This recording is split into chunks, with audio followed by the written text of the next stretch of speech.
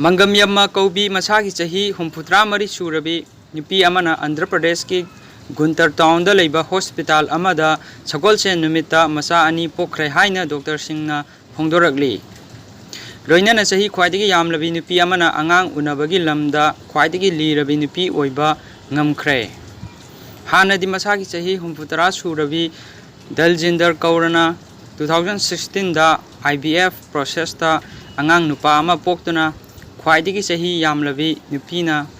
Angang Unabagi Mingthol Phangle Khanarambani Hairi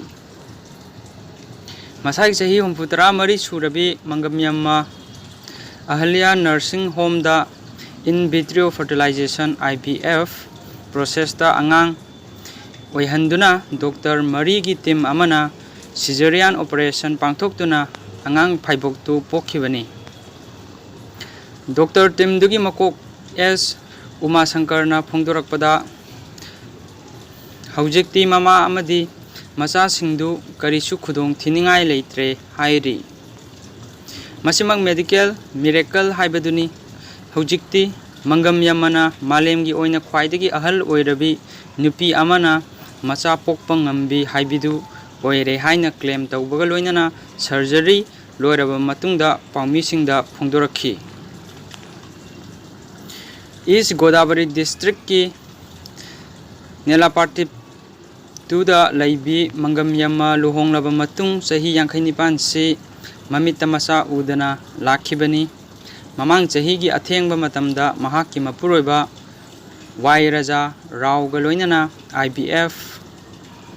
expert singa Tanabada Makoina su Matai Manaugi Mateng Pange Hierarchy Hairi Hojikti Angang Anigi Mama Oirabi Mangam Yamma Harau Wagi Ngamkai Laikidre Ishorna Makoigi Ningba Thunghalle Haikibaga Loinana Mapuroiba Amadi Yungi Mioisingna Athum Ahau Yenduna Nungaiba Phongdokhi Hairi Uma Sankarna Haibada Tim Dr. Singna process Haubaga Loinana Makhal Kyagi test Taubada Mangam Yamma Mironba Yabagi Oithokpa Lei Khangkibaga Loinana IVF procedure ki Khwaidagi Ihan Hanba cycle da Mironba Ngamkhibani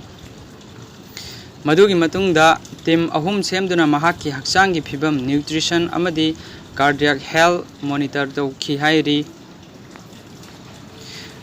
Mahakki Haksangi Phibam Ningthina Yengsinnaba Dr. Tarana Tha Mapan Chupna Cheksinna Yengsinki Hairi Chang Naina scan sing lauduna yengbada thoidokpa asoiba amata thengnakhide haina doctor na phongdorakhi Mamang tha nupi aduna miron ba tha nipan surakpada matai manau aduna makhoi gi nat ki oiba kumai simantham pangthokke hairakpada doctor singna tha amatadi ngai khisi haiduna themjinki Angang pok tringai mamangda nursing home duna Mafam duda pung kharagi oiba simantham kumai pangthokhi hospital gi staff sing marimata amadi makhoibu nungsibiba singna matai manau aduda yaifa mangal pinarakhi Dr. Singhi mat matung inna mama amadi masa singdu numit kharani di observation room da thamkigani hairi